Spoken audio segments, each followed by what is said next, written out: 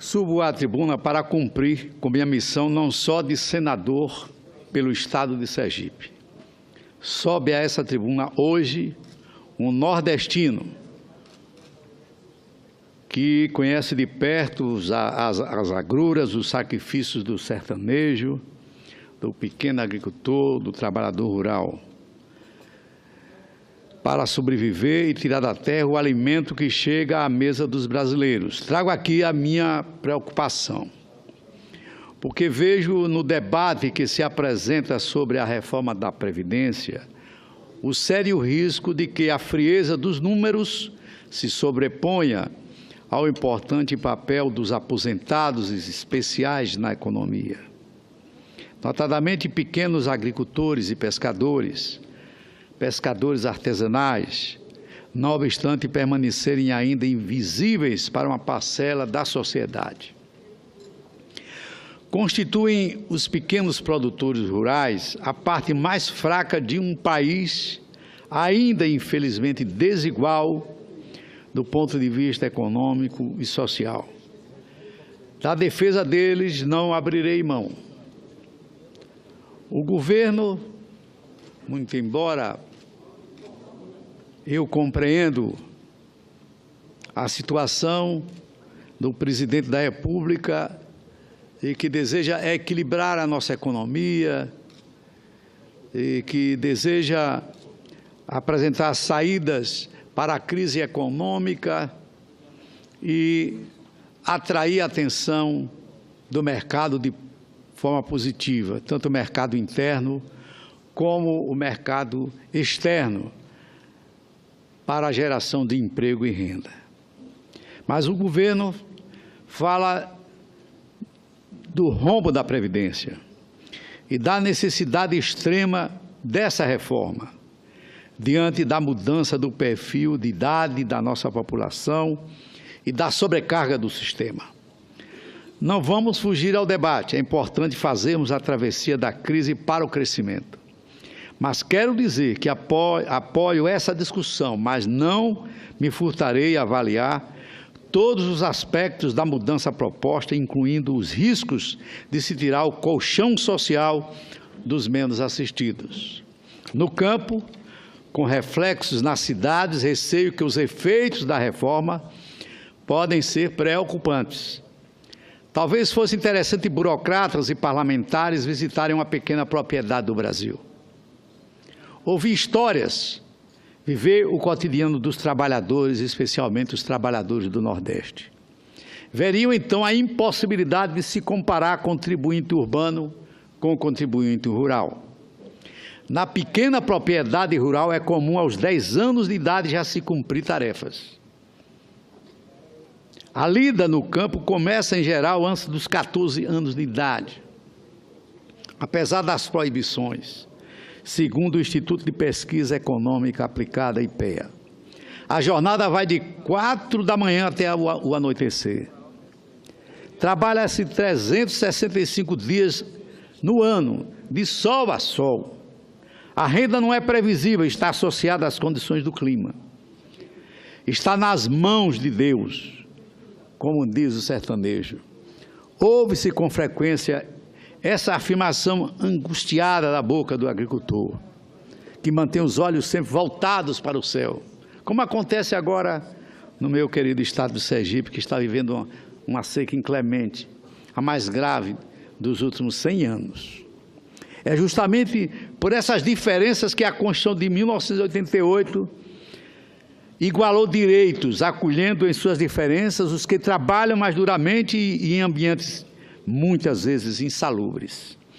Pelas regras atuais, os trabalhadores rurais já contribuem com base em um percentual sobre a comercialização e precisam comprovar a atividade por 15 anos.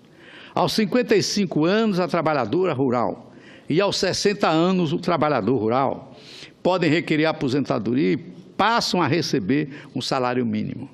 E é isso, 99% dos benefícios dos trabalhadores rurais são de apenas um salário mínimo.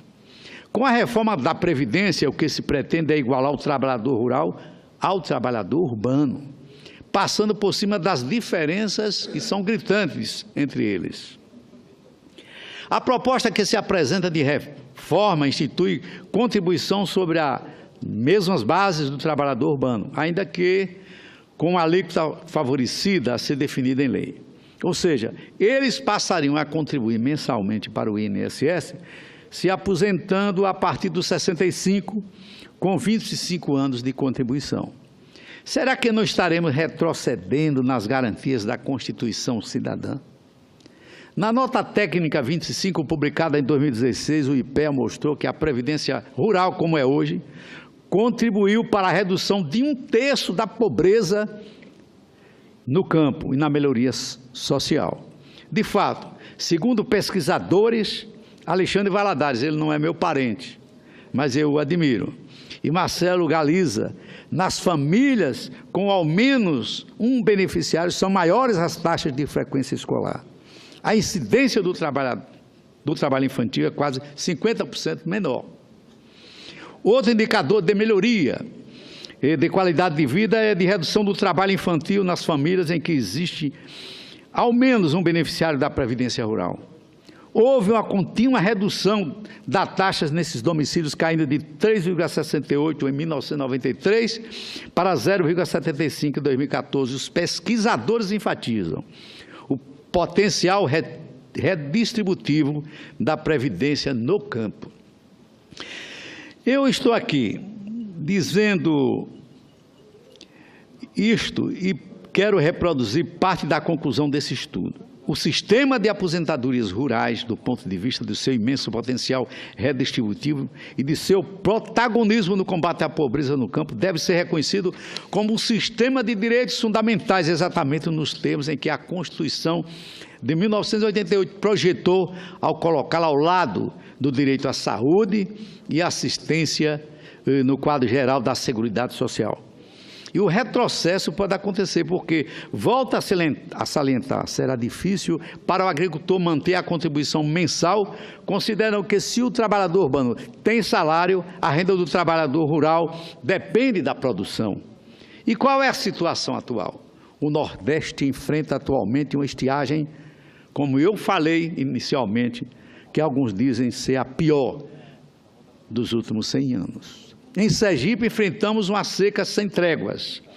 Nossa produção é destaque no Nordeste e está distribuída entre pequenos, médios e grandes produtores. No meu estado, a agricultura familiar ocupa mais de 80% da mão de obra no meio rural. É geração de emprego e sustento de mais de 220 mil pessoas, conforme o IBGE.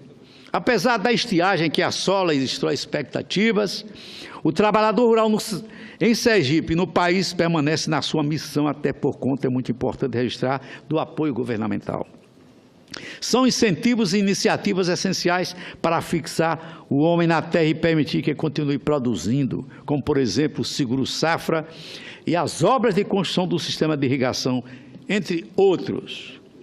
Os pequenos agricultores reconhecem o grande apoio do Estado à produção, mas temem que a mudança de regras não leve em consideração suas peculiaridades. Não vamos retroceder, colocando os nossos produtores em situação de fragilidade. Não podemos voltar a ser exportadores de mão de obra barata. Não podemos viver com essa situação novamente. Se aprovada a mudança da aposentadoria rural, prevejo uma geração de jovens desestimulados em permanecer no campo, já que as chances de conseguirem cumprir a idade mínima serão pequenas. Vejo uma grande evasão para as cidades, o inchamento das grandes metrópoles e o abandono da pequena produção. E o que dizer os efeitos da mudança na economia local? Hoje a economia de muitos municípios depende da renda da aposentadoria dos trabalhadores rurais. São os mercadinhos, o pequeno comércio que se mantém graças ao giro do dinheiro dos aposentados. Estima-se por baixo que mais de 1.600.000 municípios brasileiros têm na aposentadoria rural a base de sua receita. Em alguns casos, esses recursos são maiores do que o recebido pelo Fundo de Participação dos municípios. Será que não estaremos sendo draconianos com a parte mais fraca e dos nossos trabalhadores, reforçando a desigualdade social neste país. Temos que nos debruçar sobre a questão. Esse debate precisa ser aprofundado e faremos isso aqui neste Senado Federal. Há uma necessidade de fazer mudanças na Previdência, sem dúvida, mas do jeito que está o projeto da Câmara, não vai passar. É preciso considerar o sistema como um todo. Se há entre as aposentadorias rurais especiais brechas para fraudes, vamos legislar e fiscalizar para evitar irregularidades. Não podemos, contudo, punir de forma generalizada, evitando que uma população já fragilizada e fundamental para a retomada da economia. Esta população que vive no campo, que trabalha pelo crescimento do país, pague sem distinção o custo da crise. Senador Valadares, eu vou encarecer a Vossa Excelência que possa concluir o pronunciamento. Vou lhe dar mais 2 minutos, além dos 3 que já foram dados, serão, na verdade, o dobro do tempo regimental. Outros oradores estão inscritos. Então, eu vou, gentilmente, somos todos iguais aqui, mas eu tenho essa função que não é das mais agradáveis de regular o tempo da sessão. Conclua com 2 minutos, pode ser? Então, eu lhe considerei mais 2 minutos para a conclusão do seu pronunciamento. Muito obrigado.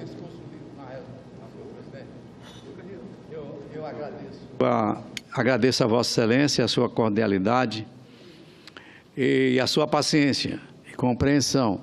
Eu já havia terminado o texto do meu discurso, mas aproveito para dizer o seguinte, que a reforma da Previdência, ela foi feita durante vários governos, aos saltos, aos pedaços, mas algumas providências foram tomadas ao longo desses anos. Reformas que foram iniciadas por Fernando Henrique Cardoso, passando por Lula e até pela própria presidenta Dilma. E agora, o governo do presidente Temer, numa ação, digamos, corajosa ou ambiciosa, resolve fazer uma reforma da Previdência a mais profunda possível. E, a meu ver, conforme isso já foi evidenciado pelo presidente do nosso partido, Carlos Siqueira, pelo próprio líder do nosso partido aqui no Senado, Fernando Bezerra, senhor presidente, diretamente ao presidente da República, há direitos consagrados na nossa Constituição, direitos em favor do trabalhador, do hipossuficiente, daqueles mais pobres, que são bandeiras defendidas ao longo da nossa história pelo nosso partido.